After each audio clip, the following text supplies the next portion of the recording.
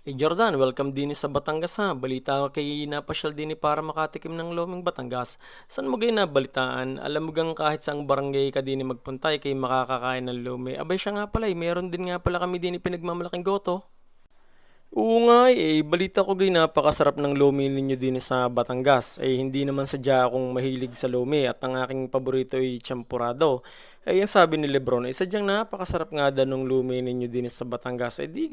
Agad-agad di ako nagparinet at ang aking matimusan na rin pinagmamalaking lomi ng Batangas. Kaya ako'y pwede gang ikaw lang ang makakakain yan. Kaya ako nga ako'y dali-dali nagporn na dilit. Sabi ko, ano gang lasa nga na re?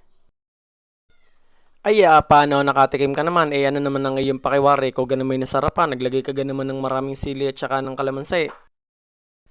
Di garni nga. Ako'y nagtimpla muna ng kalamansi, toyo at sili at kaya ako'y mas masarap pag may kaunting sipa.